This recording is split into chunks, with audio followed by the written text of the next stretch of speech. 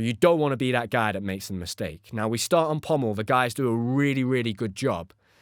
And I'm going to be the first gymnast to compete on the rings. So I go out to the back gym while they're on pommel. I warm up for the rings. Again, I'm not feeling good, but I'm not telling anyone.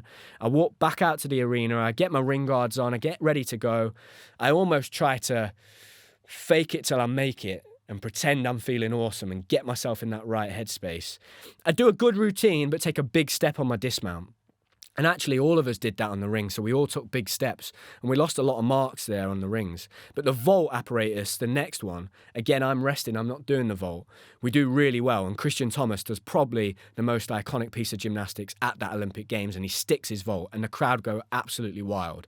And I think that kind of galvanizes a little bit. It certainly gives me like a bit of positive reassurance that, come on, I can turn this around. I'm doing a good job here. And we go to parallel bars, and I do a really good parallel bars routine. So I score the highest score of our team on parallel bars. And the next apparatus is going to be the high bar. So my event, the event I'm there to compete on. Because the parallel bars is a little bit of a slower event than the other apparatus. Normally you finish last.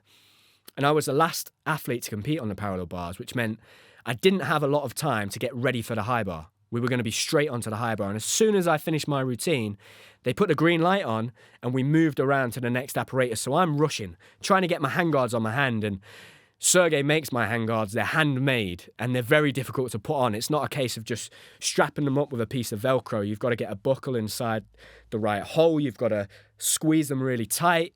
Sometimes I need somebody else to do it for me. So I'm stressing, trying to get this all on. I've got tape to put on and I slip and I cut my thumb. My thumb starts bleeding on the handguards, and at this point, I'm panicking and freaking out, you know. I can't calm down. And we actually changed the order in which we warmed up. So Christian ended up going second to give me a bit more time to get my handguards on and warm up. So that was a little bit, that put me on edge because that wasn't the plan. You know, we'd practiced this rehearsal of doing the right warm-up order for months and months now. And we were changing the plan. So that freaked me out a little bit. And again, I'm just 19 at this moment. You know, there's 20,000 people in this arena. I'm aware of how many people are watching on TV. I go back, I sit down, try to calm myself down, get in the right headspace, go through my routine. I start my routine and it's a bit like deja vu. So the similar situation to 2 years ago at the Youth Olympic Games where I missed that release and catch and land on my stomach.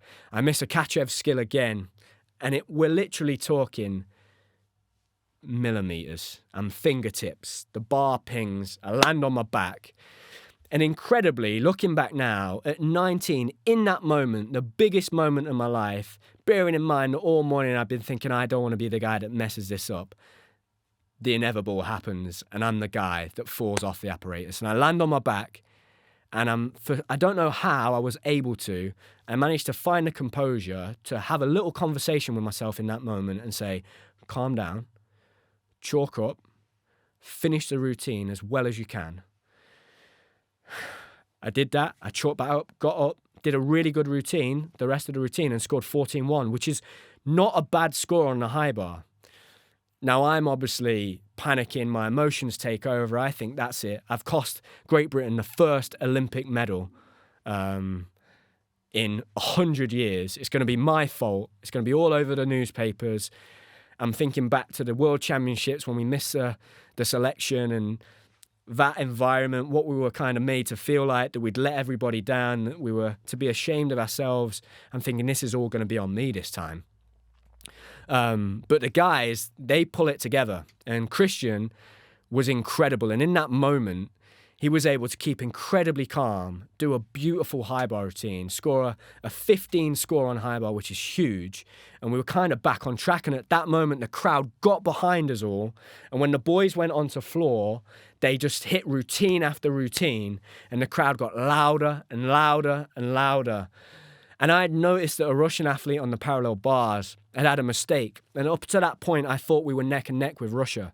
And he'd scored a 13-4. So in my head, I'm working out the difference and going, right, we've got a bit of a buffer there compared to my 14-1 on the high bar. You never know. This might be okay.